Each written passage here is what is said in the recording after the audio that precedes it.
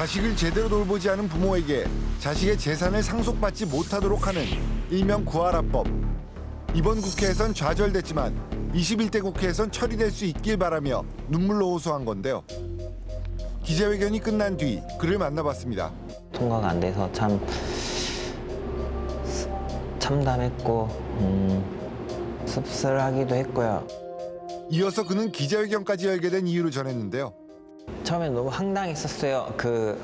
솔직히 말해서 동생이 어떻게 살아온지도 모르는 사람이 상주복을 입고 동생 지인들한테 인사를 하겠다는 것 자체가 용납이 안 됐었고.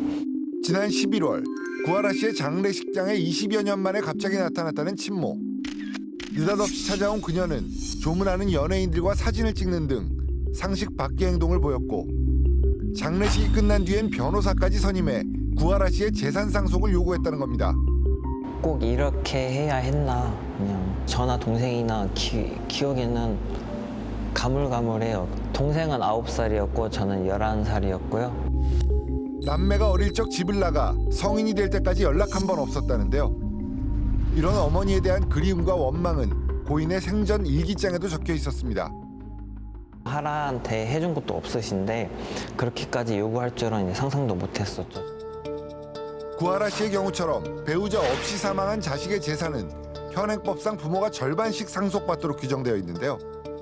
소송을 좀 진행하고 계신가요? 네, 현재는 이제 기여분 제도로 저희가 이제 소송을 좀 했는데 저희가 이제 첫 재판이 이제 7월 1일 날 합니다.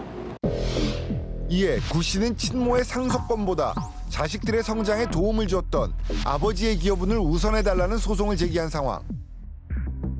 그렇다면 구하라 씨의 어머니는 어떤 입장일까? 친모 측 답변을 듣기 위해 수차례 접촉을 시도해봤지만 끝내 답을 들을 수 없었습니다.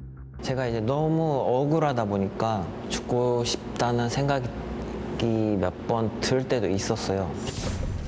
구하라 씨의 유족들은 더는 같은 일로 고통받는 사람이 없길 바라며 지난 3월 법적 대리인을 통해 입법 청원을 올렸고, 이후 약 보름 만에 무려 10만 명의 동의를 얻으며 법안은 자동 회부됐습니다. 그렇다면 구하라법의 구체적인 내용은 어떻게 될까요? 민법 1004조의 상속 결격 사유를 개정을 하고 자녀의 사망으로 인해서 상속을 받게 되는 경우에 부모의 부양 의무를 다하지 않은 경우에 대해서는 상속을 받지 못하도록 하는 내용을 주된 내용으로 하고 있습니다. 상속 결격 사유는 이제 1004조에 규정이 돼 있는데 부모가 어떤 유언장을 위조한다거나 또는 사망에 이르게 한다거나 하는 5가지 사유가 있습니다. 그 5가지 사유에 해당하는 경우에 한해서 엄격하게 이제 상속이 제한되는 그런 내용으로 규정이 돼 있었고요. 이번 개정안은 부양 의무를 다하지 않은 부모가 자식의 재산을 상속받지 못하도록 상속인 결격 사유 조항을 추가하자는 건데요. 숨진 아들의 국가 보상금 분할을 요구하는 상황이 벌어졌습니다. 30년 만에 나타나 보험금을 챙기려고 한다는 사실이 알려지면서 공분을 사고 있습니다. 과거 국민적 공분을 샀던 사례들이 떠오르며 법 개정에 대한 목소리가 높아졌지만 결국 구하라법은 20대 국회의 문턱을 넘지 못했습니다.